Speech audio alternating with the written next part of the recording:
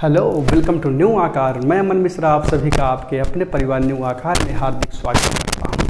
जैसा कि हम अल्फ़ाबेट पढ़ रहे थे और अल्फ़ाबेट में हमने 2 वीडियो यानी कि 2 क्लास देख चुके हैं, उसी क्रम में ये हमारा क्लास 3 होगा यानी कि लेक्चर 3 होगा। अल्फ़ाबेट में हमने क्या सीखा? अल्फ़ाबेट में हमने आपको बताया कि लेफ़्ट राइट का कन्वर्जन कैसे होता है। जब यल यल रहे यानी कि 2 समान पोजीशन रहती हैं तो उनको आपस में घटा दिया जाता है, और जब लेफ़्ट राइट रहता है यानी कि असमान पोजीशंस रहती हैं तो उनको आपस में जोड़ दिया जाता है। और इंग्लिश वाले लैंग्वेज के क्वेश्चंस को जब आप हल करते थे तो आप दोबारा वाली पोजीशन को वहाँ पे लिखते थे, और अगर हिंदी के क्वेश्चंस को आप हल करते थे तो उसमें आप पहले पोजीशन को ही वहाँ पे पहले लिख दिया करते थे। ये सारी बातें हम क्या कह रहे हैं, अगर यहाँ पे आपको नहीं समझ में आ रहा है तो आप पिछला वीडियो जाकर एक बार देख लें। तो हमने आपको अंग्रेजी वर्णमाला के सीधे क्रम पर आधारित जो प्रश्न पूछे जाते हैं वो आपको बता दिए हैं। अंग्रेजी वर्णमाला का अगर सीधा क्रम देखें हम तो ए से ले करके जब हम जेड तक लिखते हैं यानी कि left to right A to Z जब हम लिखते हैं तो यह हमारा कहलाता है अंग्रेजी वर्णमाला का सीधा क्रम, यानी कि जो ए से जेड होता है यही कहलाता है हमारा अंग्रेजी वर्णमाला का सीधा क्रम। और अंग्रेजी वर्णमाला के सीधे क्रम पे आधारित कैसे प्रश्न पूछे जाते हैं, कितने टाइप्स ऑफ क्वेश्चंस उस पे बन सकते हैं, हम आपको पिछले वीडियो में करवा चुके हैं। तो आज सेशन की शुरुआत हम एक मोटिवेशनल लाइन से करते हैं। जीवन में शांति चाहते हैं तो दूसरों की शिकायतें करने से बेहतर है खुद को बदल लें, क्योंकि पूरी दुनिया में कारपेट बिछाने से खुद के पैरों में चप्पल पहन लेना अधिक सरल है। यानी कि आप दुनिया को नहीं बदल सकते हैं, आप खुद को ही बदल सकते हैं। पूरी दुनिया को कोसने से अच्छा है कि खुद में परिवर्तन लाया जाए। और जो परिवर्तन होता है, changing is the rule of nature, परिवर्तन प्रकृति का नियम है, इसको आपको लाना ही होगा। और परिवर्तन आप खुद के अंदर लाएं, दुनिया से उम्मीदें कम करें, खुद पे ज़्यादा उम्मीद करें। खुद पे जब आप उम्मीद करेंगे, बिकॉज केवल आप ही हैं जो आपकी ज़िंदगी को बदल सकते हैं, हम लगातार आपको बताते हुए आए हैं। तो चलिए सेशन की शुरुआत करते हैं। यहाँ पे लिखा गया है टाइप 2। टाइप फर्स्ट हमारा क्या था? अंग्रेजी वर्णमाला का सीधा क्रम। टाइप 2 वर्णमाला का विपरीत क्रम है। अब हमको अंग्रेजी वर्णमाला का विपरीत क्रम पढ़ना है। अगर अंग्रेजी वर्णमाला का विपरीत क्रम पढ़ना है तो पहले हमको जान लेना होगा कि अंग्रेजी वर्णमाला का विपरीत क्रम किसको कहते हैं। तो अगर हम जेड से शुरू करके ए तक लिख दें, यानी कि अभी तक हम क्या लिखते थे? अभी तक हम लिखते थे ए टू जेड, तो वो हमारा कहलाता था अंग्रेजी वर्णमाला का सीधा क्रम। अब हम लिख देंगे जेड टू ए, यानी कि अगर अंग्रेजी अल्फ़ाबेट को इधर से लिख दिया जाए, जेड से लेकर ए तक लिख दिया जाए, जो ए से जेड तक लिखा जाता था उसको जेड से लेकर ए तक लिख दिया जाए, तो हम प्रश्न को कैसे हल करेंगे? एक सिंपल सा रूल है, आप रूल डाल लीजिएगा हेडिंग अपने कॉपी में सुंदर से पन्नों पर। रूल लिखिएगा, यदि प्रश्न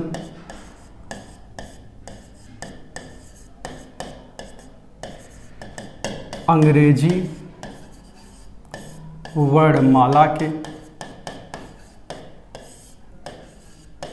यदि प्रश्न अंग्रेजी वर्णमाला के विपरीत क्रम पर आधारित हो,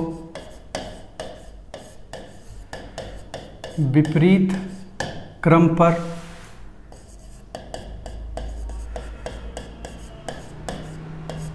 आधारित हो तो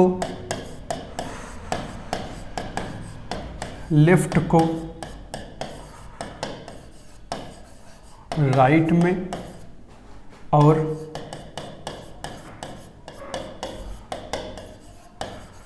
राइट को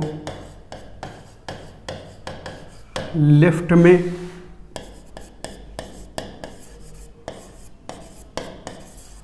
बदलकर प्रश्नों को हल करेंगे। यानी कि कहने का मतलब यह है कि अगर प्रश्न अंग्रेजी वर्णमाला के विपरीत क्रम पर आधारित आपसे पूछ लिया जाए तो प्रश्न में अगर लेफ्ट कहे तो हमको उसको राइट मानना है, प्रश्न में अगर राइट कहे तो हमको उसको लेफ्ट मानना है। जब पूरा का पूरा ये जो इंग्लिश अल्फ़ाबेट है इसको विपरीत कर दे, यानी कि ए टू जेड को पलट दे और उसको कर दे जेड टू ए, यानी कि जेड से ए जब लिखा जाएगा, या आप कह सकते हैं अंग्रेजी वर्णमाला के विपरीत क्रम पर आधारित जब प्रश्न पूछे जाएंगे तो वहां पे ये नियम लगेगा। हम एक बार हटते हैं, आप इसका स्क्रीनशॉट लीजिए।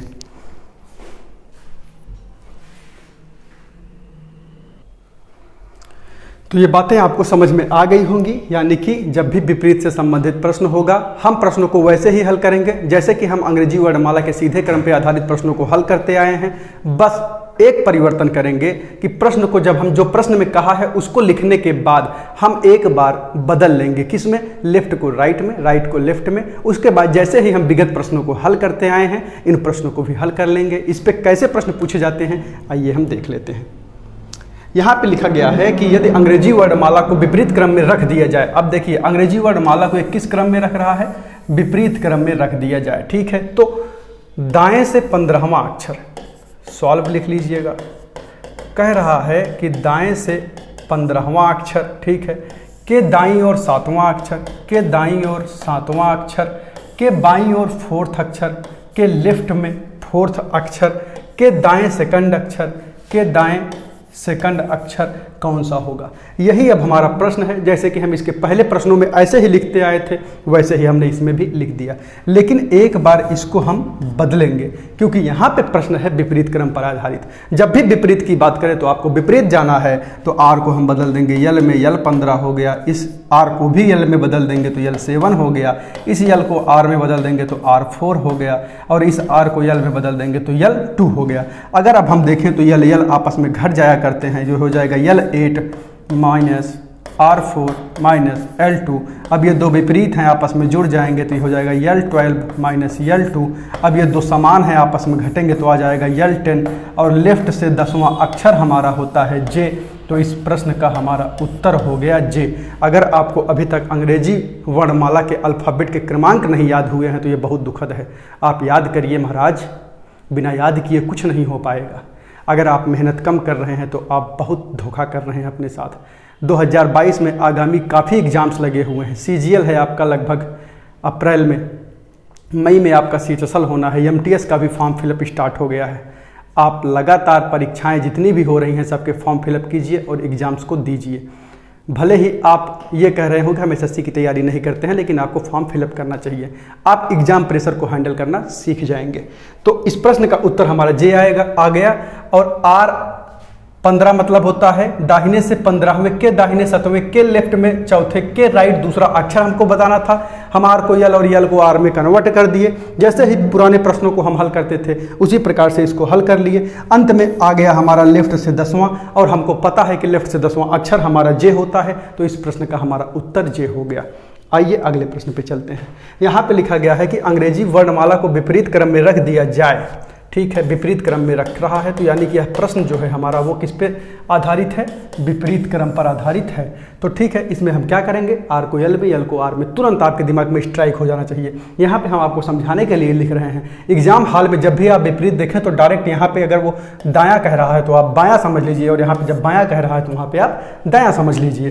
तो ये कह रहा है कि दाएं से थर्ड अक्षर, ठीक है, R3, दाएं से थर्ड अक्षर के बाईं ओर 13वां अक्षर कौन सा होगा, के बाईं ओर 13वां अक्षर कौन सा होगा।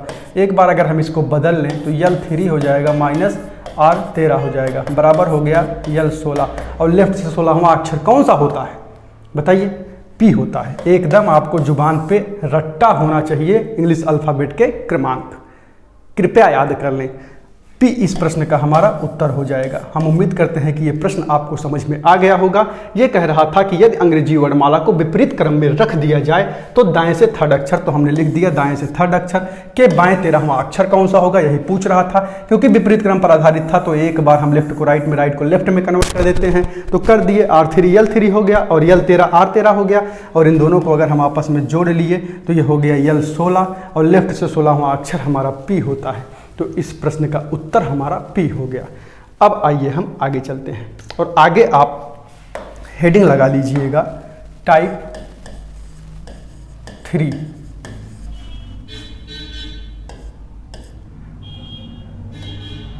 अंग्रेजी वर्णमाला का प्रथम अर्धांश विपरीत क्रम। अंग्रेजी वर्णमाला का प्रथम अर्धांश यानी कि इसी को कहते हैं फर्स्ट हाफ विपरीत क्रम। हमने आपको बताया था कि फर्स्ट हाफ किसको कहते हैं और सेकंड हाफ किसको कहते हैं। अंग्रेजी वर्णमाला में जो पहले 13 अल्फ़ाबेट होते हैं उनको हमने फर्स्ट हाफ नाम दिया है, यानी कि प्रथम अर्धांश नाम दिया है, और अंग्रेजी वर्णमाला के लास्ट 13 जो होते हैं उनको हमने सेकंड अर्धांश यानी कि सेकंड हाफ नाम दिया है, द्वितीय अर्धांश नाम दिया है। तो इनको कैसे हल करते हैं, जैसे इन पे प्रश्न पूछा जाता है कि पहले तो प्रथम अर्धांश को पलट देता है, विपरीत कर देता है, और एक प्रश्न इस पे बनता है कि द्वितीय अर्धांश को पलटेगा, और फिर एक प्रश्न बनता है कि दोनों को पलट देता है, प्रथम अर्धांश को अलग पलटता है, द्वितीय अर्धांश को अलग पलटता है। इन पे आधारित प्रश्न जब पूछे जाते हैं तो उनको आप कैसे कर पाएंगे, आइए देखते हैं। तो यहाँ पे आप एक रूल डाल के लिख लीजिएगा। रूल, ये रूल किस पे लागू होगा, जब अंग्रेजी वर्णमाला का फर्स्ट हाफ विपरीत प्रश्न पूछेगा आपसे, तब ये रूल वहां पे लागू होगा। अब आप यहां पे सुंदर अक्षरों में लिखना शुरू करिए। यदि अंग्रेजी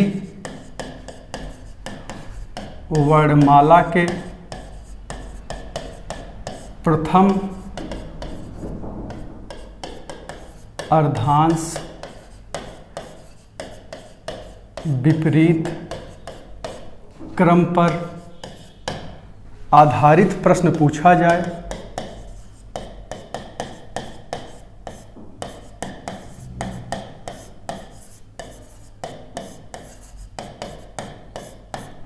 अब अंग्रेजी वर्णमाला का प्रथम अर्धांश कौन सा होता है, फर्स्ट 13, ये हमने आपको बता दिया। तो अगर इसको लिखा जाएगा तो अब किस रूप में लिखा जाएगा, फर्स्ट 13 जो होते हैं वो ए से लेकर यम तक पूरे हो जाते हैं। तो जब इसको पलटेगा तो पहले तो यम से लेकर ए तक लिख देगा, और उसके बाद N to Z एकदम वैसे ही बना रहेगा जैसे कि सीधा बना रहता है। तो जब भी अंग्रेजी वर्णमाला का प्रथम अर्धांश विपरीत क्रम होगा तो उसमें अल्फ़ाबेट ऐसे लिखे जाएंगे, पहले M to A लिखा जाएगा, उसके बाद कोई परिवर्तन नहीं होगा, N to Z वैसे ही बना रहेगा जैसे कि पहले हम लिखते आए हैं।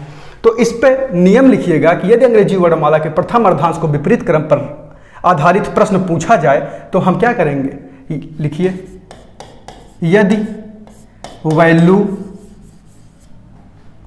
13 या 13 से कम आए, यदि वैल्यू 13 या 13 से कम आए तो 14 से घटाकर उत्तर बताएंगे। यानी कि यदि वैल्यू जो लास्ट में हमारा लेफ्ट से क्रमांक आता है वो 13 या 13 से कम आ रहा हो तो आप क्या करेंगे, 14 में से उसको घटाएंगे तब उत्तर बताएंगे। और यदि वैल्यू 13 से अधिक आता है तो वैसे ही बता देंगे। यानी कि जब भी प्रथम अर्धांश विपरीत क्रम पर आधारित प्रश्न पूछा जाएगा और आपकी वैल्यू 13 या 13 से कम आएगी तो आप उसको 14 में से घटा के तब उत्तर बताएंगे। लेकिन यदि आपका वैल्यू जो है वो 13 से अधिक आता है तो आपको कुछ नहीं करना है, जैसे हम उत्तर सीधे क्रमांक पर आधारित जब प्रश्न पूछा गया था किए थे उसी प्रकार का उत्तर आपको देना है। इसमें केवल चेंजिंग तब होती है जब वैल्यू 13 से कम आता है तो हमको उसमें 14 से घटा के तब उत्तर बताना पड़ता है। तो इन पे आधारित जो प्रश्न पूछा जाता है जब वैल्यू 14 से कम होती है तो वो प्रश्न अगर आप प्रथम अर्धांश नहीं पढ़ेंगे तो गलत हो जाएगा। कैसे पूछा जाता है वो आइए हम देख लेते हैं। तो यहाँ पे लिखा गया है कि यदि प्रथम अर्धांश को विपरीत क्रम पर रख दिया जाए तो आपके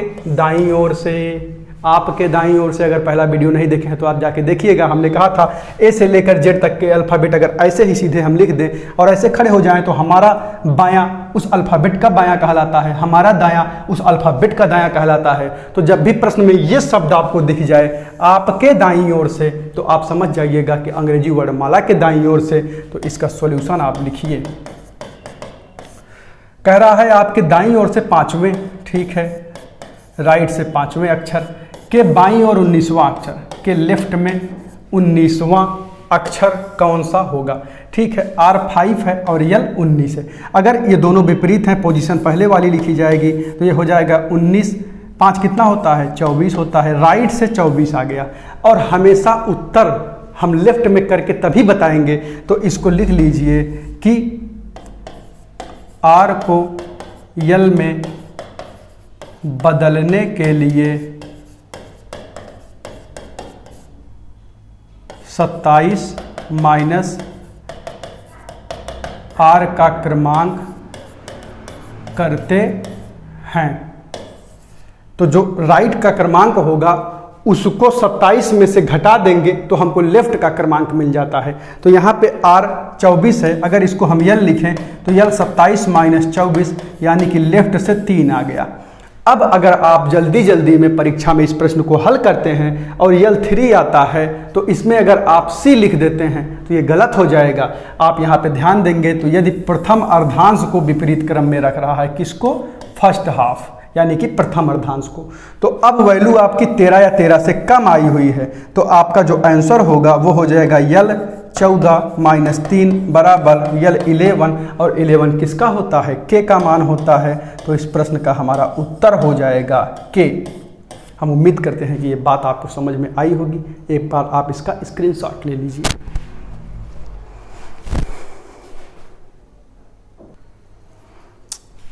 तो आपने स्क्रीनशॉट ले लिया होगा। हमने अंग्रेजी वर्णमाला पे विपरीत क्रम पर आधारित और प्रथम अर्धांश पे आधारित जब प्रश्न आपसे पूछा जाता है तो उन प्रश्नों को आप कैसे करेंगे ये बातें आपको बता दिए हैं। विपरीत पे क्या होता था? विपरीत क्रम पे जब भी आधारित पूछेगा तो लेफ्ट को राइट में, राइट को लेफ्ट में बदल के हम प्रश्नों को हल कर लेते हैं। प्रथम अर्धांश पे आधारित जब आपसे प्रश्न पूछता है तो हम क्या करते हैं? यदि मान 13 से कम आता है तो 14 में से घटा के अभीष्ट उत्तर प्राप्त करते हैं।